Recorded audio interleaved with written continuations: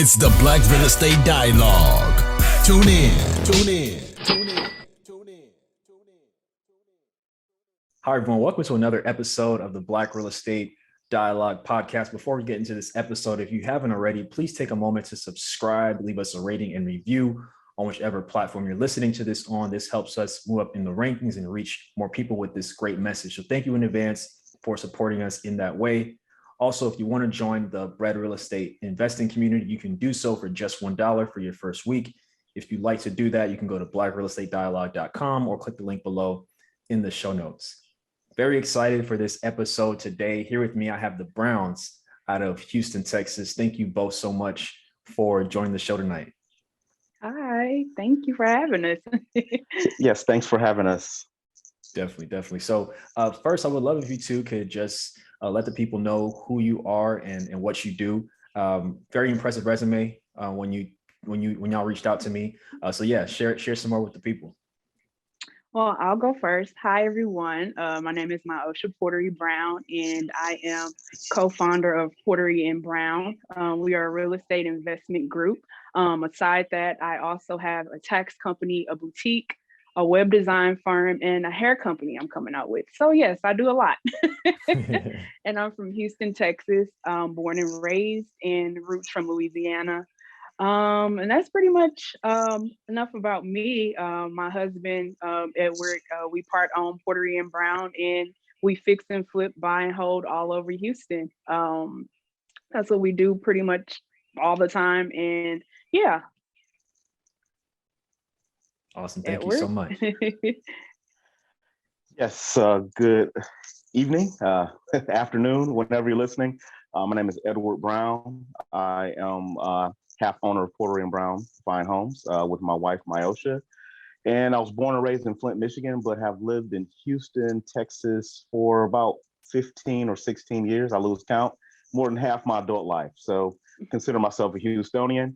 Porterie-Brown, we're a real estate investment team, husband and wife team, buy and hold, fix and flip, wholesale properties all over the Houston metropolitan area.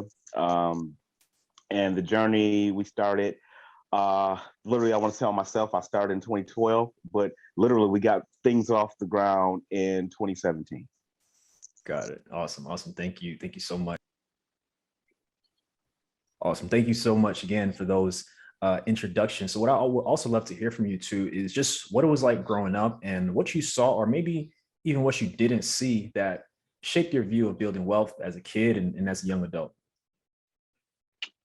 So for me, my parents I grew up in a hardworking household. My dad, he worked for his company for 40 years. My mother worked in the medical field for 30 something years. I have a younger brother, and my parents always instilled college, of course, in myself. And coming from, on my father's side of the family and some of my moms, everybody is college educated, and I'm really the first entrepreneur in the family. So that's entrepreneurship was never really a part of, I guess, the plan, sort of say. Graduating from high school, I attended U of H, and I pursued computer information systems. And from then on, life happened, and got laid off from a job, and I was in college, and I was like, I basically had to choose. So I chose to figure out, get a job and see what I needed to do. While dating Edward, that's when he instilled in me, like, maybe you should open up a store. Maybe you should do this. And I'm like, nah, owning a business isn't something I know. And he's like, well, just do it and try it. So then after that, I opened a few businesses, and he started to bring up real estate. And he's like, build generational wealth. And mind you, I'm a woman. So I'm like, I don't know anything about nothing renovation wise or anything. So we started attending these workshops, and all of a sudden, like, I became drawn to it, actually building homes and, making somebody else's first home. Like, every time we see our our buyers' responses to the properties, because, our realtors tell us when we see them in person, it was an amazing feeling to see people excited about something that we built and something that we did. So from then on, I'm like, this is something for me. But yeah, growing up, entrepreneurship was never a part of the equation. I wish it would have been. I wish I would have started earlier, but I think time, as time prevailed, everything happens for a reason. So that's pretty much my story in regards to entrepreneurship and, how I grew up. Definitely. So you mentioned that, it wasn't something that came naturally, or just wasn't something that you really saw growing up. So what was it like for you just taking that leap as an entrepreneur, just knowing like that I you were you're the first, like really jumping into the deep end in your family? I mean, I was super nervous. Like, actually, the first step was actually telling my parents, like, this college thing is not really for me right now. I got things to do, I got bills to pay, and it was to have such a great foundation and supportive parents. I thought they were going to lose their minds or actually be like, okay, that's a terrible idea. But they actually was like, if it's in your heart and you feel like you should do it, then I think you should do it. And that's how my dad was always. My mom was more like, okay, well, let's see if it works out. But starting out, I was super, super nervous because when you start your first business, you don't know how it can go. Business is up and down, but you don't know whether, will this be successful? Will I ever work again? How is this gonna work? How am I gonna get clients? How is this gonna even go about? But trusting in God, like it became a successful thing, opening a store first, and then I opened the web design company because I learned that in college. So I was like, why not open that? And then it's like the confidence continued to build as I opened one business and seeing the responses, opened another and seeing more responses. And as I growed and, my supporters grew with me, I was like, I can do this. I love this. But overall, I think entrepreneurship is a beautiful thing. You do have your ups and downs, but at the end of the day, I don't regret any of it. I think that the nervousness, it comes and it goes. But when and you believe in your product or your business or yourself in general, anything is possible. It can, anything can happen. So that's how I feel about it. Definitely, definitely. Thank you so much. What about you, Edward? I grew up in a small city, Flint, Michigan. My father, he was a full-time entrepreneur. He owned a restaurant, he owned a carpet cleaning company, and probably a handful of other hustles. But that's what I knew. The restaurant and the carpet cleaning business is what paid the bills and brought in the money for our household. At an early age, my parents were divorced, but my father was still in my life. I still was able to see him out and doing his entrepreneurial thing. I also had an entrepreneurial grandfather. He had a job for 30 some odd years at General Motors, but it wasn't that money who made him popular in the city. They call him Fix It Man because he can fix anything. Fix motorcycles, he welded, he sold, he went down south into the southern states and went and got shrimp and catfish and pecans and all different type of things and sold them on the streets of Flint, Michigan. And that was what he was known for. And seeing that at an early age where my grandfather had us out selling nuts and other goods he had, and we would bring back cash money at the end of the night, and he had us count it, and that became, I guess, my thing. And even my grandmother, she sold tamales, and my mother sold cakes and pies and wedding cakes and things like that on the side. So everyone around me had something going on the side besides their career. And I guess they didn't really say you need to do this in life, but it was something I think I always saw that everyone had something going on to make ends meet. And I knew that graduating from high school and going on to college, that was what really was instilled. You don't really want to be out here working in the streets or out here peddling goods. You want to have a good job in the corner desk within the high building. That's where you need to be. So I'm not going to say that's what really inspired me. Their entrepreneurship really inspired me. I did go to college. I did graduate, did have a corporate job. But things began to shift around 5 or 6 years after I graduated. The higher I went up in corporate America, the more pressures I've seen. And my wife can attest that I've come home stressed out.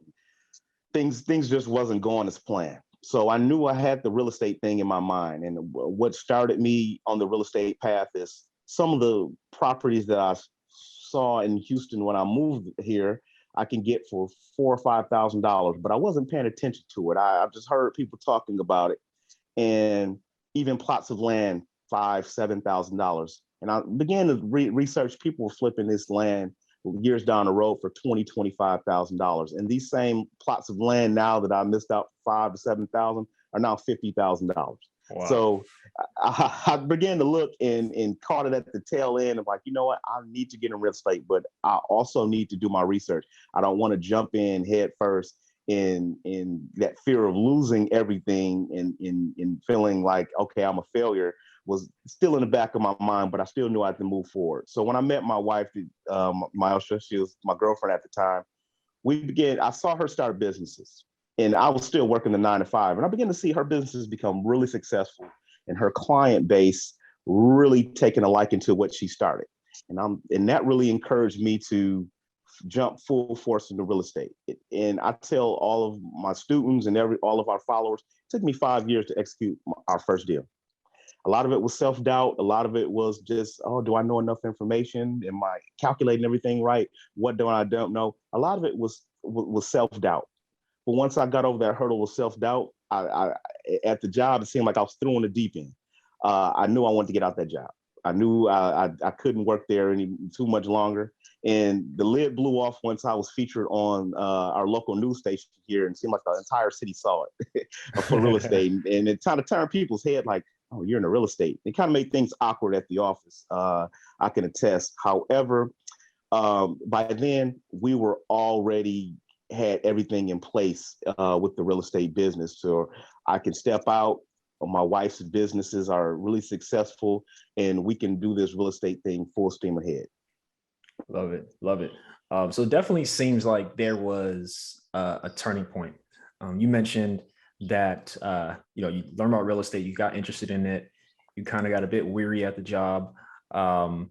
So I would love to hear about, like, when was the moment where you two were kind of on the same page and you're like, all right, we're going to try to do this real estate thing. And also, like, what was that path like? Like, was it kind of difficult? Did one person need convincing? Like, what was that like?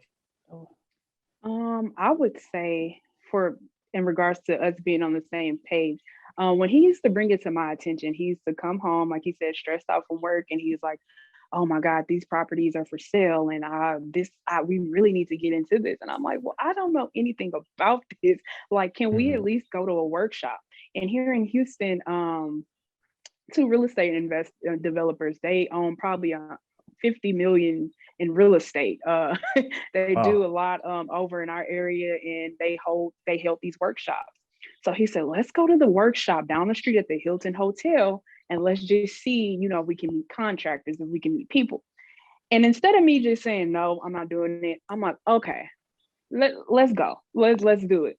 So as I'm sitting there in the workshop, they're going over the investor is going over his first deal. Then he's going over his second deal. And he's like, oh, I made $20,000 and I didn't have to buy the property.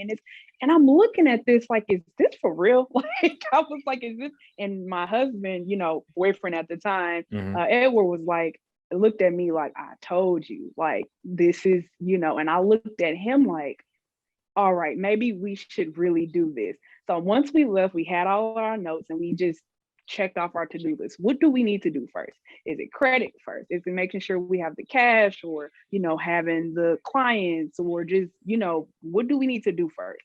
At that moment, when we got home, I said, I'm all in. What's next? Like, I want to do it.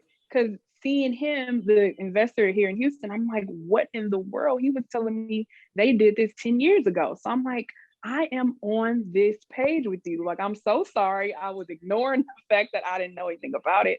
But his wife had this similar story to mine. She said she didn't want to do it at first, and her husband brought it to her attention. I'm like, well, if they can do it, we can do it.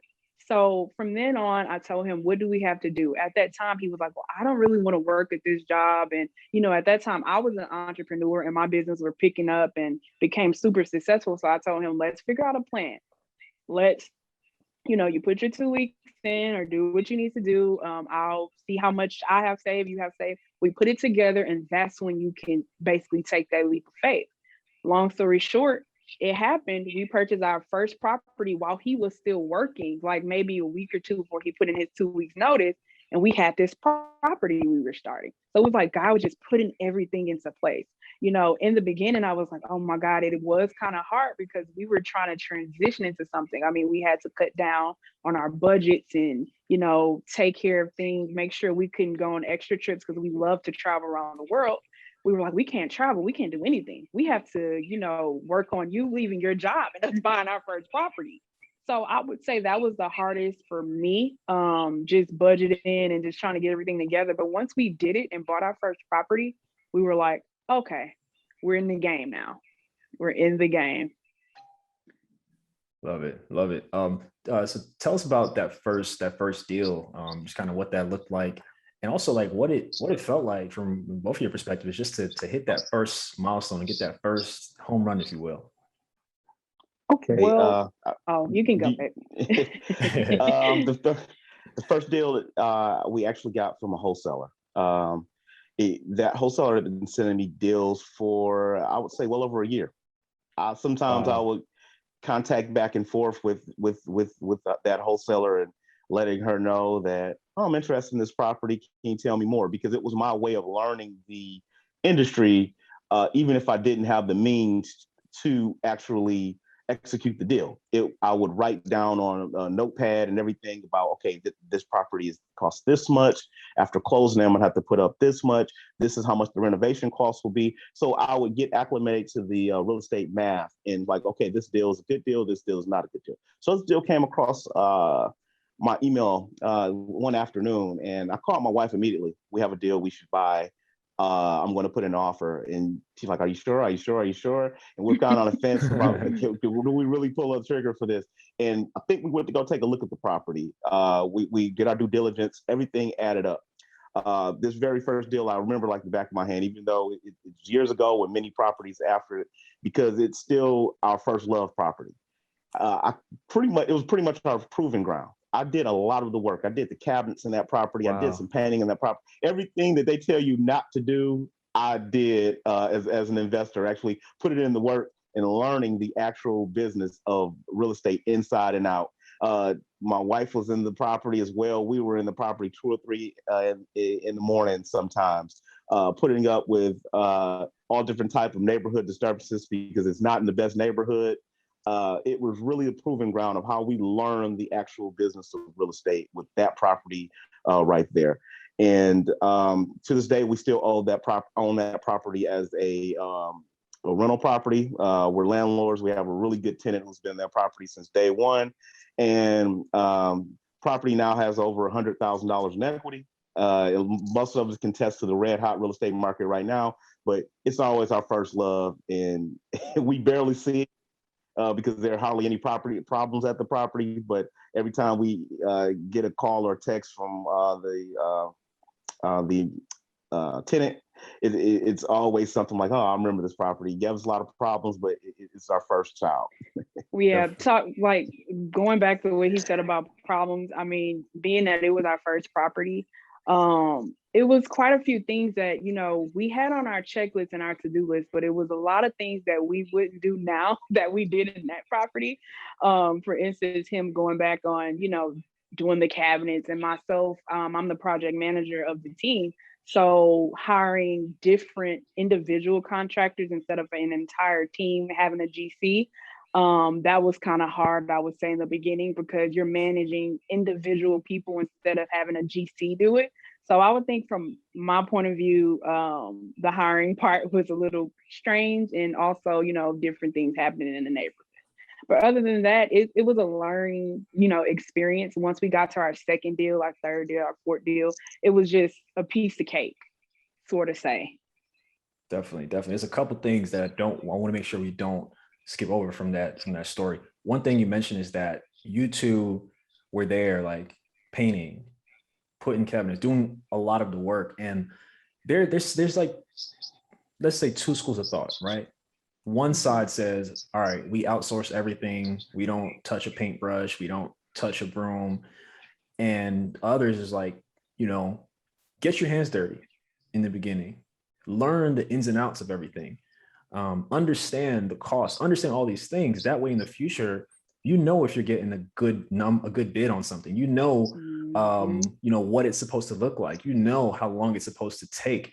And so I just really want people to understand that, you know, you don't have to outsource everything in the beginning. Some people just choose never to do it. And it's just really up to what you're comfortable with. But there's a lot of value in really, especially if you're local, and really understanding and knowing how to do these things and trying some of these things. So I would just love for you to talk a little bit more about why that was, why you chose to do that at that time, and what you learned from it that has helped you since then. I think overall, you can go if you want, Ernie. Okay, I was thinking that that proving ground, that training ground for that particular property, it was a little bit of being stubborn on one end, not listening to our mentors about doing everything. And a little bit of it is, I need to learn this business. I know a little bit about home improvement, but whatever I can do to either cut cost or just learn how to do this, it's better for the business. We can work inside the business, but properties 10 through 15 or 20, 30, we'll be able to work outside the business, and it'll be multiple projects going on at once. But for this beginning, we need to learn. We need to get hands-on with the project. I need to actually get the cost of things, not only the labor cost, the actual material cost, and just learning the ins and outs. I call them big five when I'm going in for rental properties: HVAC, plumbing, electrical, foundation, and roofing. I need to learn the big five because I'm going to have this property for years and years and years, and I need to know how these things interact within the home. So that was my number one thing: half being stubborn and half wanting to learn the inside of the business before I just pay a bunch of people and not knowing the actual cost. You can go ahead, Love. I was just gonna say something similar, you know, that of that nature. For me, it was more, I feel like, you know, being that it was our first property, paying attention to our budget, making sure we don't go over. And like we said, sometimes staying up late, watching YouTube to see how we sand down the cabinets and then gloss them and then paint them, and then, you know, and only spending $100 to do so, or $200 versus $2,500. And we still have those same cabinets to this day. They're still nice, they're still beautiful, and it was just a great decision at that time. Just trying to do everything that we know we could. Painting, staging. I love to stage. I love buying little trinkets from like At Home, Marshall Home Goods, and kind of setting up the property so when people walk in, you know, they know what to expect and they know how to visualize themselves living there. So instead of paying a stager $2,500, I was like, let me just spend $150 and kind of fix it up how I want to. In regards to, you know, the landscaping thing, I believe we started doing planting our own flowers. Like, we can save costs on this. Instead of spending, you know, $200 on flowers, we can just do it ourselves, cutting the grass and just different things. People in the neighborhood too also started to help out. I mean, we had a neighbor, Mr. Jesse. He will come and he's like, hey, I'll cut your grass for $35 and front and back. And it was just different things. Yeah, like just getting to know everybody in the neighborhood and them willing to help. Because, you know, when they met us, they were like, is this y'all's first home? And we would love to help. If y'all need anything, let us know. And that was the best thing about that neighborhood. I felt like it was the welcoming of, you know, of the neighbors, of everybody helping. A neighbor was like, oh, I can give you my camera, or, you know, we can watch out for your property while you're out of town, and just different things that we didn't really have to worry about. And it was just such a blessing. In regards to the plumbing and the different things, we knew somebody who did that part, and then he hired a friend and they helped us out on the budget with that. And it was just different things that we were so blessed. And, you know, with that first property. So I would say, when you're starting your first property and you're not too sure, like, I don't know how this is going to work, I don't know the cost of anything, try to see how much things will cost if you do it yourself. Painting and priming and different things. And you would save a lot of money. That's what we did, basically doing our research.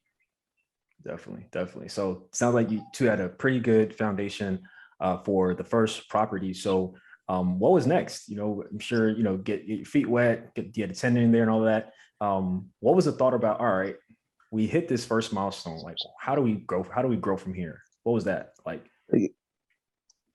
I Yeah, I don't remember properties like 2 through maybe like 10. One do stick. Everything after that began to really speed into really quick Mhm. things, fixing, flipping, buying, and holding. But I do recall we did purchase a property. Foxfire? Was it Foxfire? Oh yeah, Foxfire. Yeah, that was that what it was. Oh, sorry, Everything we name our became properties. Oh, yeah, gotcha, gotcha, yeah. We have a gotcha. name for them. We everything became a system at that point in time. So we knew the ins and outs. We knew how much things would cost, and I think it became more of a system because I'm a systems person. I like to do our due diligence, make sure we make the money at the buy, make sure everything is fixed up, and we can get on. We plan to fix and flip that property, and that's what we did. And I knew that we were going into a season where her birthday was coming up, and she likes to go around the world for her birthday. And I'm like, we can't be bogged down with this property, so we have to make sure the systems are in place. When you're in Dubai, we're not going to be bothered with this project. So we went on with that project, and it worked with the system, and we've been using that system ever since. Thanks to her and her project management skills with GCs and how we hire other subcontractors.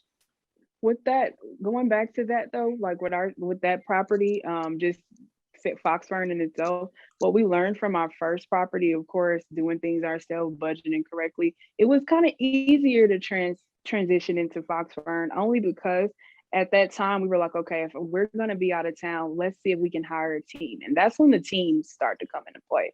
That's when we hired Stephanie, our then GC, and she had a team and she would watch over the property when we were gone and did the property so beautiful. I mean, we got an offer in 3 days, and Wow. it wasn't just one offer, it was like 3 or 4, and they just kept coming. I remember the listing agent was like, you got another offer, we're like in Dubai at the time, I believe, for about, I think we were like 4 days in, and we were like, okay, well, 3 days in, and we were like, okay, we haven't got an offer, but we got an offer, and they came back to back to back, Wow. and we were like, what do we even accept at that point? And I mean, that property was you walked in and it was a blank canvas for us. I mean, we were really blessed with that particular property because when we walked in, blank canvas, what we mean by that is you walk in and it already was primed.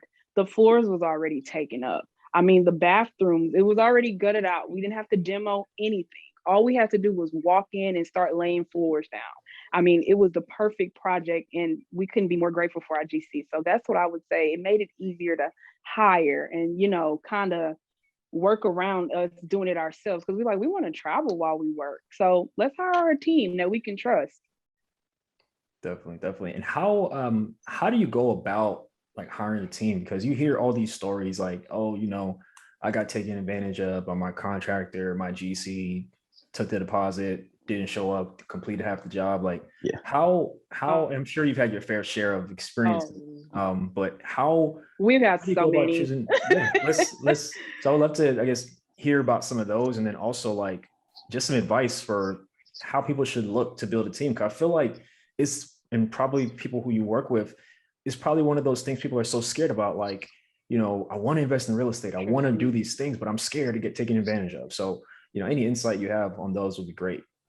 From the project, that's what we get into project management.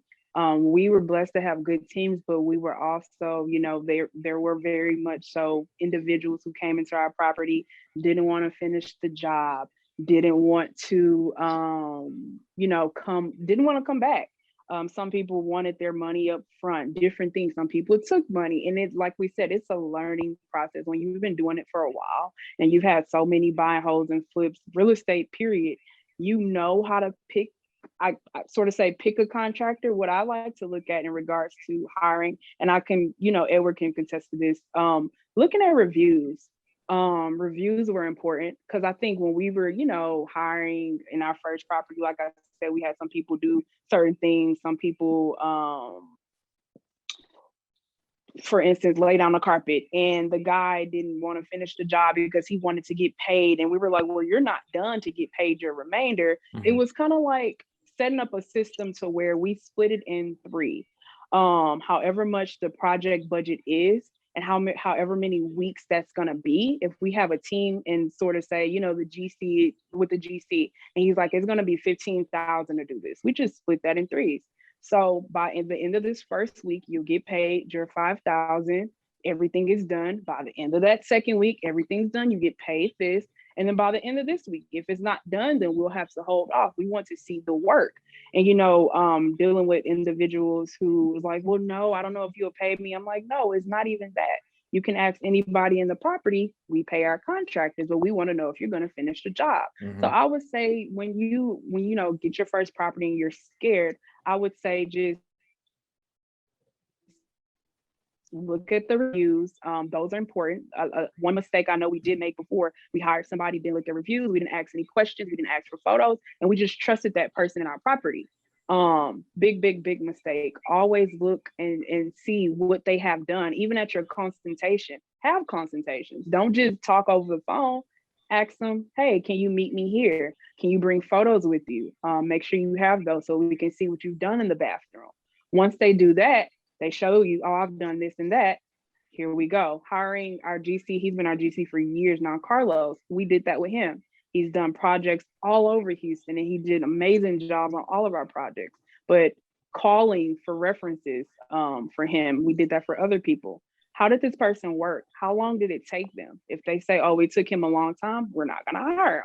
So it's basically the red flags. Paying attention to that. Got it. Okay, I'll follow up with that. She's really good with the hands-on. She's really the manager over that particular side of the business when it comes to handling the contractors, how they're getting paid, and setting that up. She has a really good system.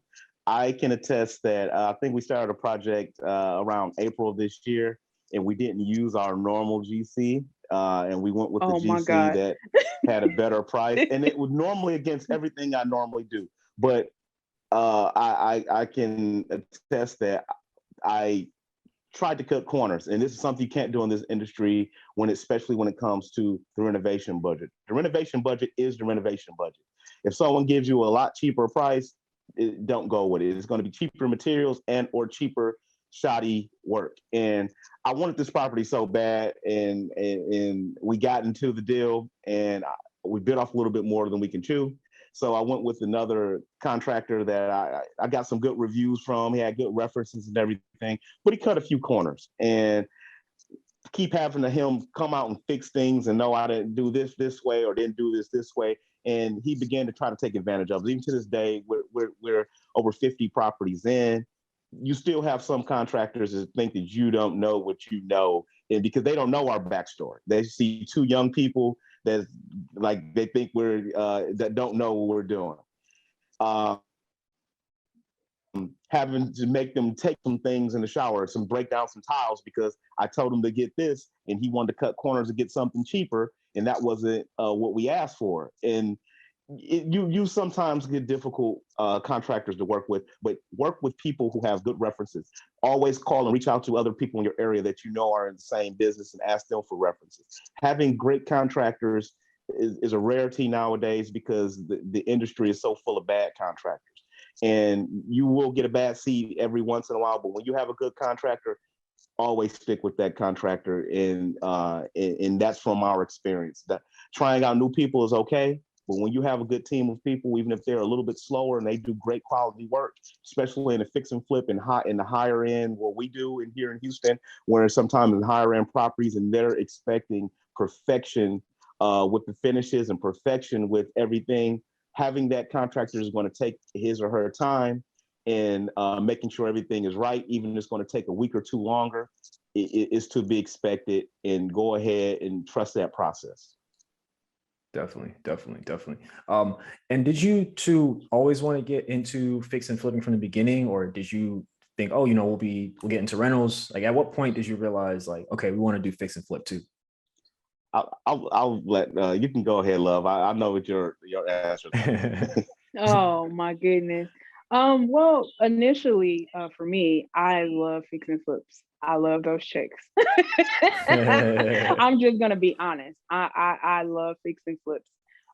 For him, he's more of a rental. He's more of a buy and holder. He loves buy and holds because, of course, the generational wealth. I mean, the equity gained in the property. Like you said, one of the properties, 100K in equity, and we weren't even expecting that. We just ran the comps one day and was like, wait a minute, when did this? Wait, what? So I can understand from that aspect. But getting monthly checks and from rentals, but then getting the bigger checks from fix and flips, I'm more of like, okay, we can get this much at this one time in 2 months. Like, that's awesome. And he's more like, okay, well, we can just hold it, for our kids. And I agree with that as well. But I love fixing and flipping. In our first property, it ended up being a rental only because some things happened, and he might want to touch base on that one. Tell them why, Edward, that we ended up renting that first property. Oh, okay. It was we had an offer on the property. We're going to closing. Once again, I said the property wasn't in the best neighborhood. The police got into a chase with some type of fugitive, and the guy ran full speed to the property, and we had extensive damage on the front end of the house. But pretty much half of the Chrysler 300 was in the property, half of it was outside the property. Oh my God. And we were going to closing in like 10 days, and we kind of lost that particular offer, and we lost all momentum with that property. So everything added up. We can actually burr the property. And at that point in time, I had no idea what the burr method was. We got everything fixed, got it appraised, and we were able to get the money that we put in out the property. And I began to look on YouTube, and someone was explaining the burr method. I'm like, wait, that's what we did with that other property. I'm like, I didn't put two and two together until we were able to actually execute the deal, the burr method after that, and put a tenant in it. But that process is really good, and that one made me be a buy and holder. I prefer buy and holds, especially in really urban neighborhoods we invest in a lot. We buy and hold these properties, and the equity goes up and up and up and up. You can pull the equity out, redo something else. You can put some capital investments in other properties that we hold. We can go get 2 or 3 more deals of some of that equity.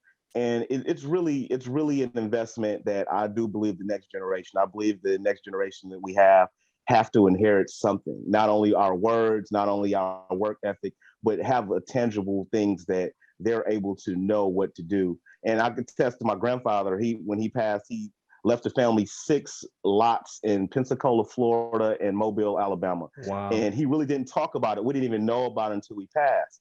And I didn't at the time have the education. When he passed, I was still in high school. But I'm thinking like things like that like, okay, the next generation is going to inherit something, even if it's not what they thought it would be. Hopefully it's a lot, and the knowledge we do pass down to them is a lot. So that's why I prefer buy and holds. The checks are really good with fix and flips, especially. I can do a lot of things, especially I'm really big on design. So the fix and flips and luxury properties we do, I really enjoy that, going in, tearing down walls, really nice kitchens and things like that. The designs that we can do on these luxury properties are really good, and the checks are really good, as she said, but I like the buy and hold game.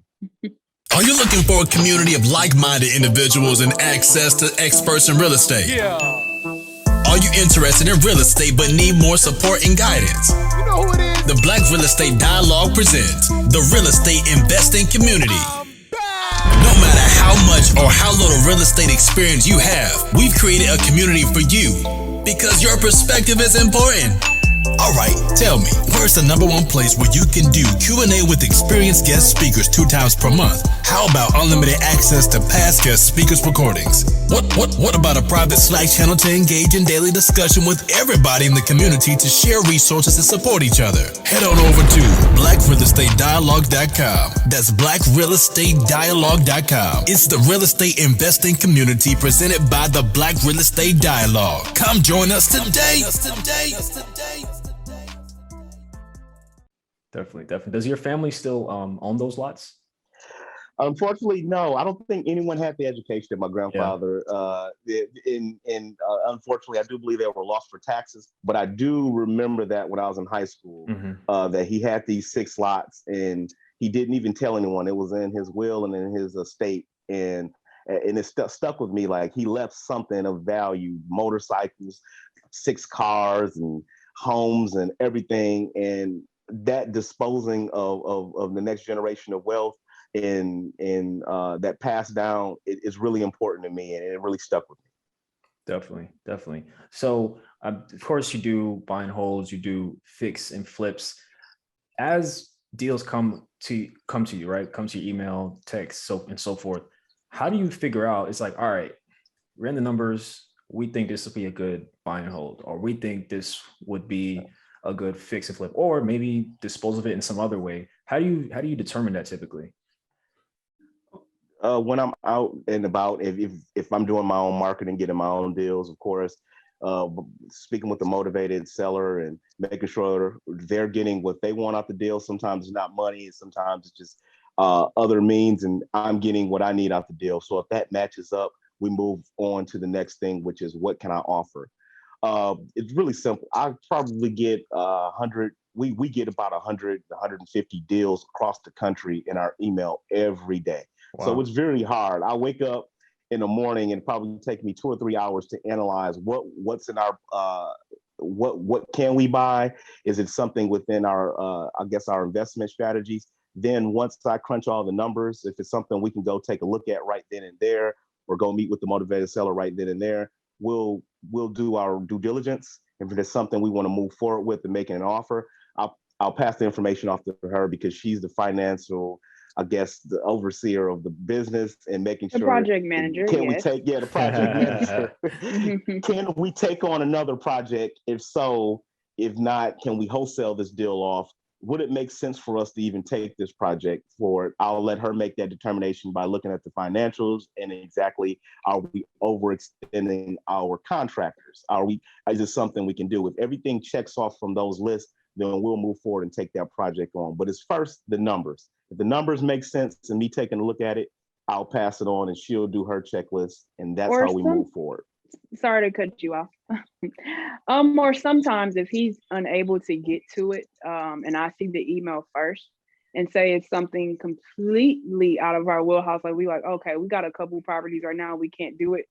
Then, I'll just break it down to him. We can't do this deal, or I'll just read it like, okay, no. But if it's something that I see on my end myself, and I feel like we can do it, I'll definitely let him know. Like, hey, have you seen this property over there off of Martin Luther King? And he's like, no, I didn't see it. Let's go look at it. And that's always his response. Let's go look at it. So every time we get that email, we always want to do our own due diligence, even though the numbers are always there. They always say, this property only needs 25,000 in reno. We always like to look at it first, because there's been instances where, wholesalers that tell us, oh, this is 20,000 in work, and we go to the property and it's 55,000 that needs to be put into the property. And we're like, wait, where did they get this 20,000 from? We typically sometimes go with our GC as well, and he'll check off like, yeah, this will be about 55,000. So we always like to do our own due diligence in regards to, our properties, and if it makes sense, where's the neighborhood going? Should we buy and hold this property because, the neighborhood is growing, or should we just fix and flip it for something short term? So we always, try to check it off our list to see what's the best solution for, that scenario. Definitely. And I love that. What I want people to realize from that part is just how important it is to have a process. Have a process, like know your numbers, like know, if you're fixing flipping, know what numbers you're looking for, know what numbers you're looking for if you're buying and holding. And if you, whether you're an individual, whether you have a partner, if you have a system in place, I'm sure it takes time, of course, to like look through all this stuff, but you save time, not getting into deals that aren't going to make sense for you. So I really like the fact that you two also seem to play to your strengths too. And, I'm sure that has helped the business grow, just like playing to your strengths and just really getting a system in place. So I think that's really awesome too. Yeah, it is. It definitely works, because you never want to buy a property and then you get into it and you go over budget and you like, well, wait a minute, now I got to list it at a higher price, or I possibly got to hold this because no one's going to want to pay this much for it. So it's always super important to know those numbers, know your neighborhoods. I mean, even if you're looking at the schools in the neighborhood and like, okay, well, this neighborhood is going this way. They got a new development down the street. This home is going to be worth a lot in a couple years. Let's go for it. Let's see if these numbers work. So I always tell people, never just jump into it. Always do your own due diligence and go to that property yourself.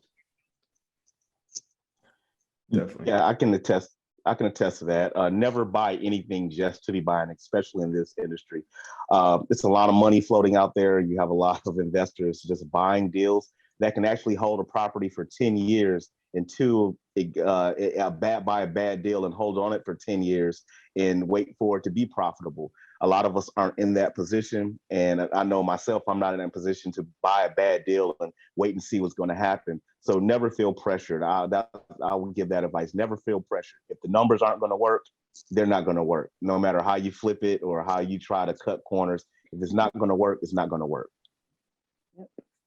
Definitely. So we've had a couple of guests from the Houston market. I always love to get everyone's perspective, each guest's perspective. So can you tell us from your perspectives more about the Houston market, how you've seen it change over the years? I mean, there seems to be so much amazing things happening in the Houston area. So we'd just love to hear your thoughts.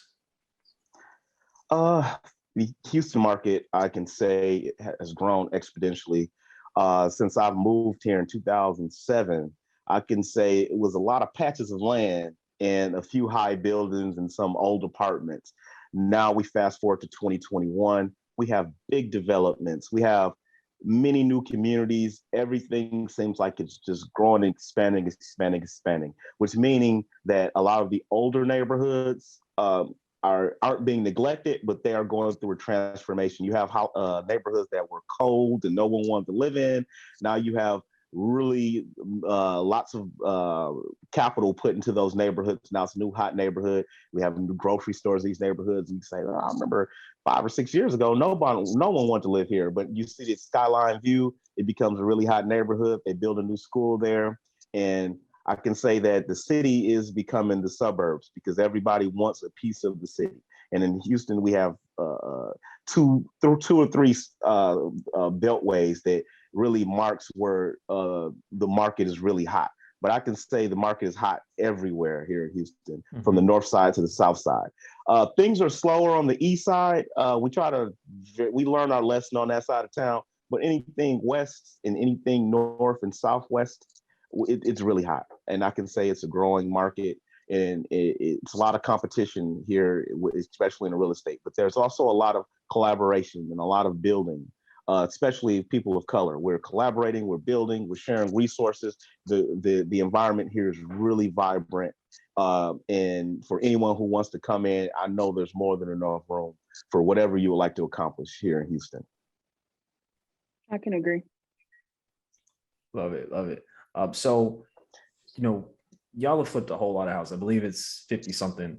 How, and just think about when you started, right? It was just this curiosity. We knew we had to do something. We heard real estate is cool to invest in and all those things. Now, looking back at that time, like, I'm pretty sure you probably never imagined things would be how they are now. Maybe you did. So I'd love to just hear, I guess, some of your reflections on how much you two have been able to accomplish in a relatively short period of time. You can go ahead first. Okay. Yeah. I think that, I would say I did have a vision, like, okay, one day we will be, because I'm a planner. Every time, starting a new business, I think, okay, well, where am I now and where do I want to be? So when we started, I was like, okay, we're learning, we're doing some of the things ourselves. We're, trying our best to keep our teams together. We're growing. Now we have an A and a B team and a C team and different things, but it's like, what is the next step? Will it be new development? Will it be, owning strip malls and just different things that's commercial? That's what I thought when we first got into it. I mean, I was like, okay, since I know I can do this, since we've bought property, since we witnessed, millionaire investor couples do this, we can. What's next for us? Because Shanoa, that was the real estate investor. His her and her husband, they started, and she would tell stories like, we started with just the one property, $15,000 check, and then it just grew. So I was like, if they can do it, we definitely can do it. Will our next thing be a strip mall? Will we build, townhomes, and, will we build centers? That was like my main thing. Like, what is next for us? Like, what is the next step? I think that looking back, I always tell him I sometimes regret not starting earlier, not listening to him earlier, because I tell you, he had to really pull my leg. Like, this is going to build generational wealth. We need to really start it. I do regret not starting earlier, but it's never too late.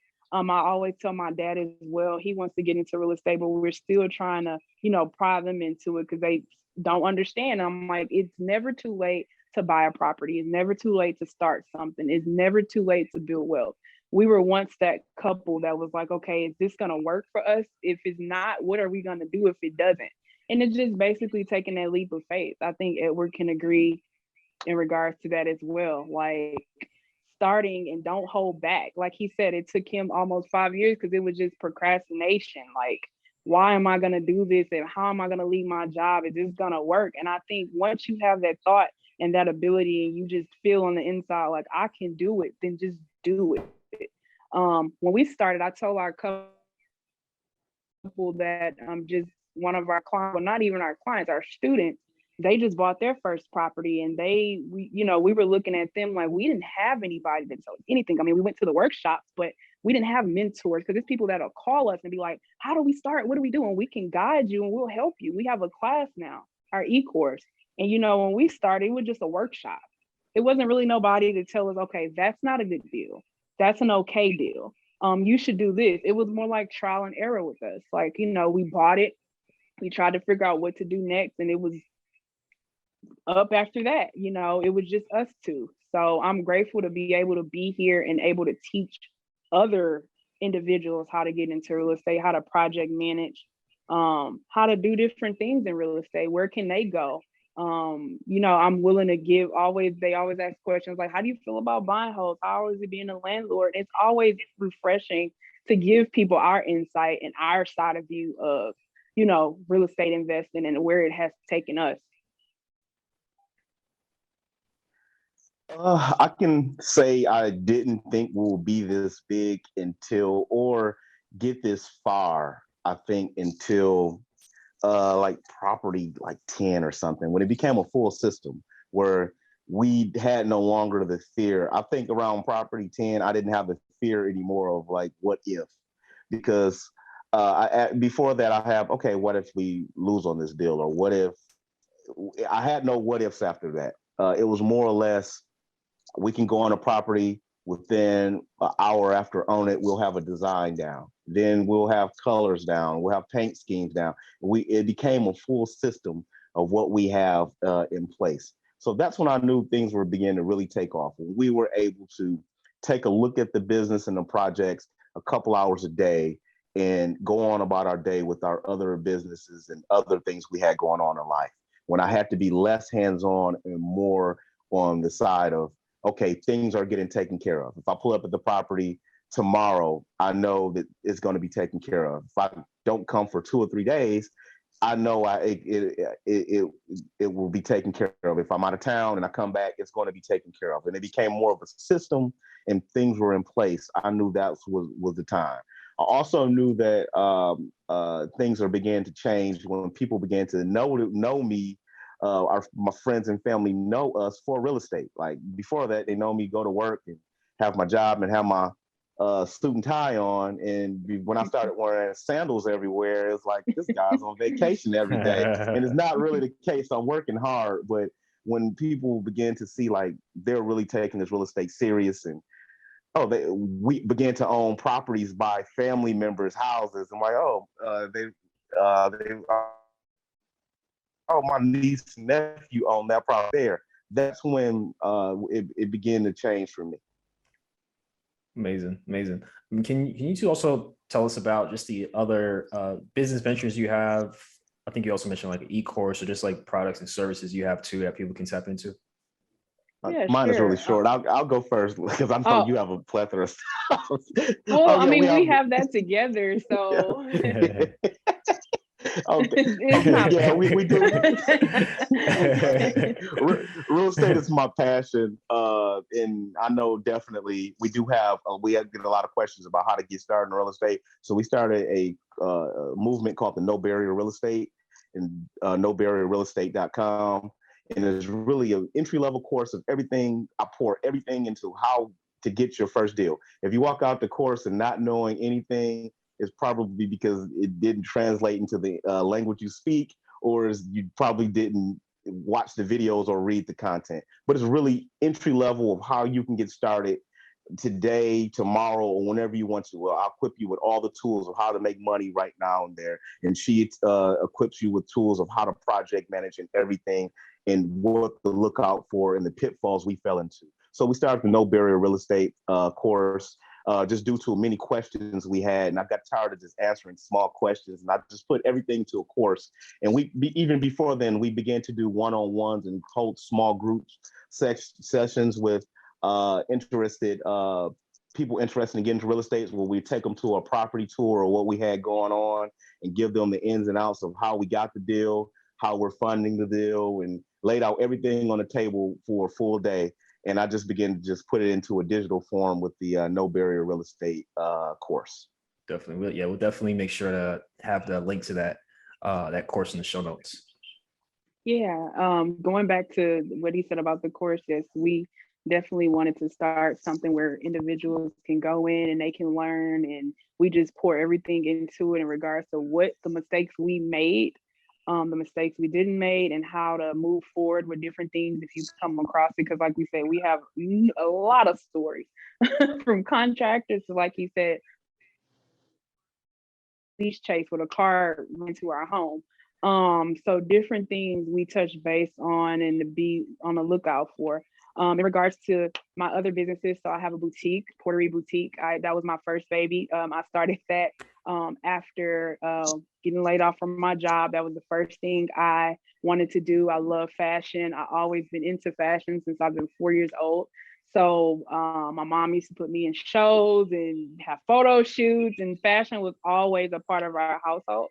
So I started the boutique. It's shopporterie.com, and you just can go there. It's like, fast fashion. A lot of things I try to buy, and some things I design. So everything is really, crisp, nice, everyday wear for women, boss women, of course, or even just people who aren't bosses, who work every day and just want to look cute. That's the store. And then I have a web design firm. We do marketing, we do branding, we do free consultations. So like I said, I was that individual who didn't know anything about starting a business at first. I had to learn. And as I learned, I kind of, people would ask me questions like, hey, how'd you start this? How'd you do this? So I decided to do something for startups. So anybody who was interested in learning how to get into different industries, or designing a website, or branding in regards to logos, business cards, flyers, I do all of that as well. Like I said, learned that in college. And I just wanted to help people who needed to get their foot in the door, because I knew what it was like starting a website, getting marketing together. I even help in the business consultations, getting the legal side together, your LLCs, EIN numbers if you want to store, sales permits, different things I help people with in regards to that. I have a mentorship program with the Porterie Web Design as well, where I mentor individuals, whether you own a business or want to own a business. I kind of guide you down the right path of what you need to do first, being that I've helped plenty of people in different industries, from hospitality to e-commerce, boutiques, different things, tax companies. I kind of know the ins and outs of what to do, how to check it off, and just go from there and just be a business owner. And then my other company is my tax company. It's Porterie Tax Solutions, where we offer tax preparation services and free consultations to anybody who just need their taxes prepared. I have a team of 12.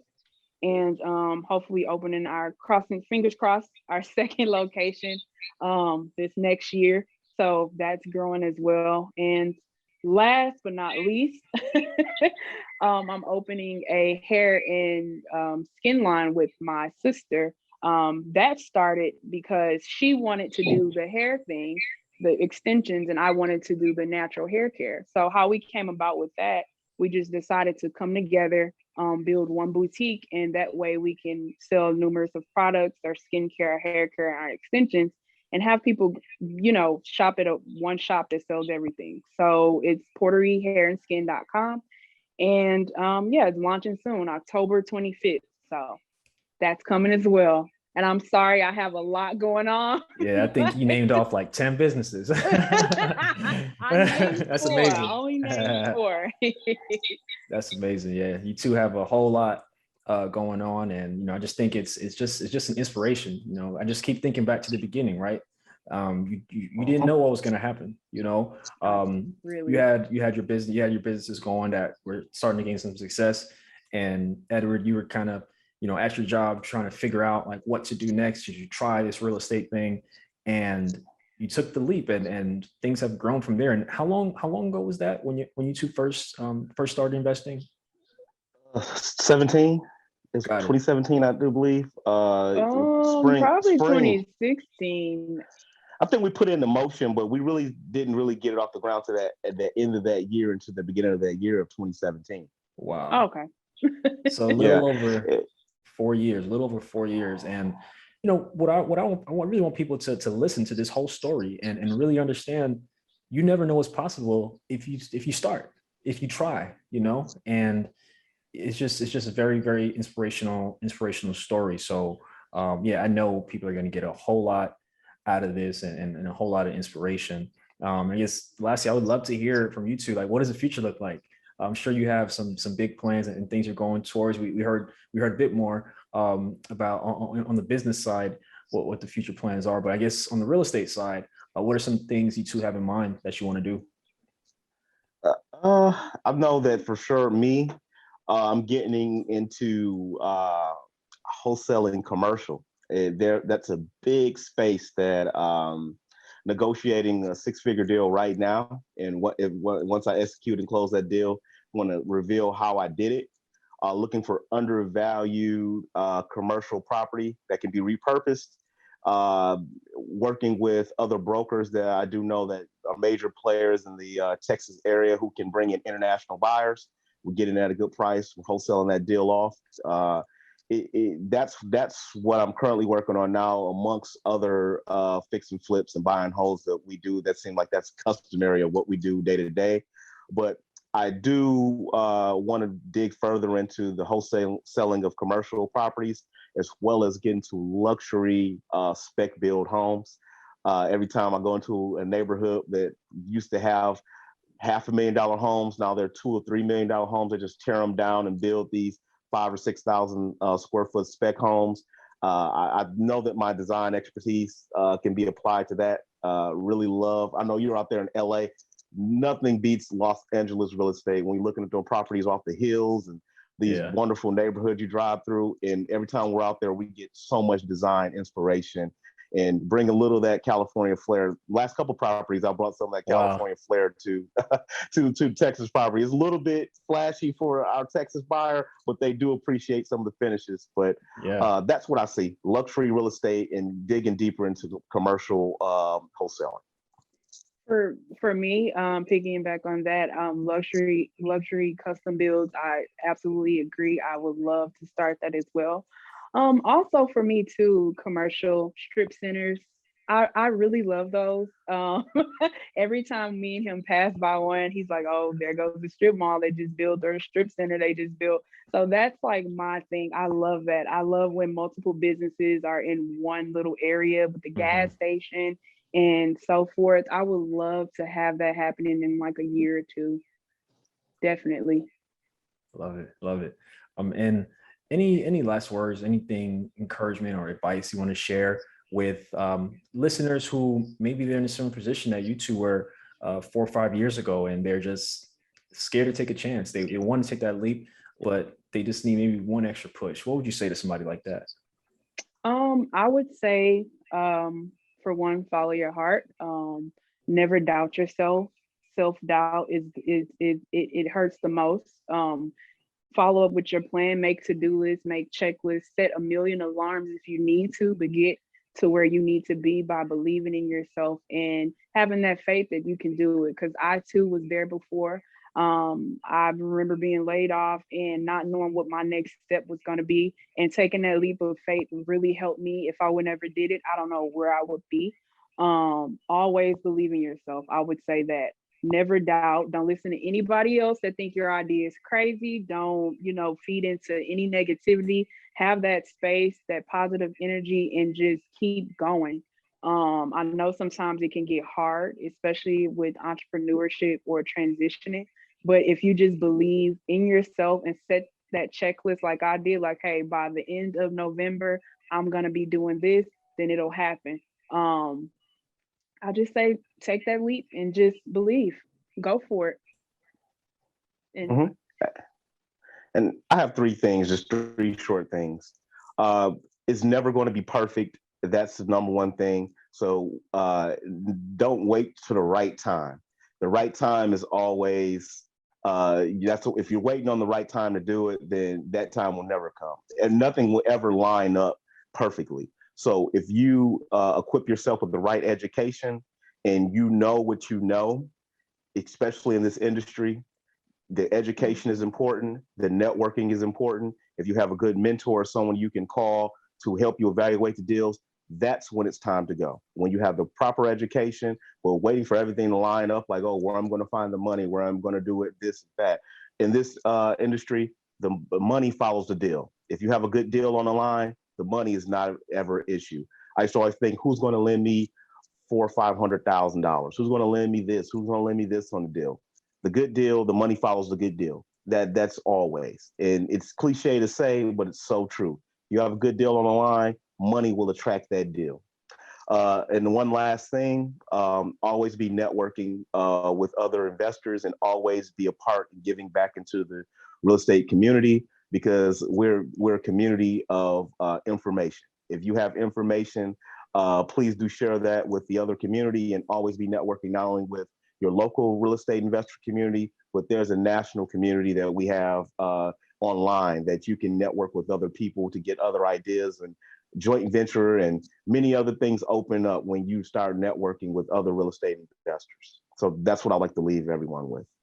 Love it. Love it. And let the people know where they can follow you, to where they can tap in and just continue to keep up to date on the great things you two are doing. For me, my personal is the Creole Beauty. So that's THECREOLE Beauty, BEAUTY. And for our Porterie-Brown Instagram is Porterie and Brown. So that's PORTERIE and Brown. And yeah, that's where we post most of our stuff. And Edward. Oh, my Instagram is just Investor Guy Nick. I just recently changed it. My wife kind of prompted me to change it, but I never really posted real estate things on there or anything about investments. I just started a couple months ago. If you looked at my Instagram months ago, you wouldn't even know I invest in real estate because everything was on the business page. But yeah, I do give keys and pointers on how you can invest in real estate on Investor Guy Nick, how we make money, and how to avoid losing money, because obviously in this industry we took some L's, but they weren't L's, they were lessons. Definitely. Awesome. Well, thank you two so much for taking the time. Of course. My pleasure. Really appreciate you two taking the time to share your wisdom, share your experience. I'm excited to put this out. I know our audience will gain a whole lot out of it. So I really appreciate you two again. Thank you. We really appreciate you. Yes. Definitely. Thank you, everyone, for listening to another episode of the Black Real Estate Dialogue podcast. Again, if you haven't already, please subscribe, leave us a rating and review on whichever platform you're listening to this on.